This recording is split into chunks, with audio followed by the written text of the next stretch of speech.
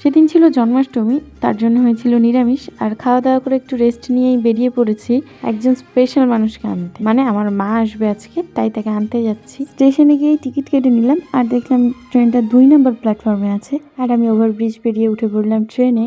যেহেতু ক্রসিং ছিল তাই একটা ট্রেন ঢোকার পরে আমাদের ট্রেনটা ছেড়েছে। আর আমার খুব ট্রেন চড়তে ভালো লাগে, কিন্তু আমার সমস্ত রিলেটিভসরা খুব কাছে হওয়াতে খুব একটা ট্রেন চড়া হয় না, বেশিরভাগ বাইকেই যাওয়া হয়। তাই বাইরেটা দেখতে দেখতে চলে এসেছি আমার গন্তব্য স্টেশনে। স্টেশন থেকেই বেরিয়ে দেখি বাইরে পড়ছে বৃষ্টি। এমনিতে তো আমার মা একাই আসে, কিন্তু সেদিন একটু সন্ধে হয়ে গেছিল আর আমার মা পুজো দিয়েছিল, তাই অনেকগুলো ব্যাগও ছিল, তাই আমি আনতে গেছিলাম। আমার মা তো চলে এসছে আর এদিকে চলে এসছে আমাদের ট্রেন। তাই আবারও ট্রেন চেপে চলে এসেছি বাড়িতে। আর এসেই ফ্রেশ হয়ে বসে গেছি তালের বড়া খেতে, যেটা মা এনেছিল, কিন্তু বানিয়েছিল আমার বাবা, আর সেটা খুবই সুন্দর খেতে হয়েছিল। তোমরাই বলো, জন্মাষ্টমী আর তালের বড়া খাবো না, এটা কি হতে পারে? আর যেহেতু মা পুজো দিয়েছিল তাই মা খেয়েছিল একটু ফল। Thanks for watching.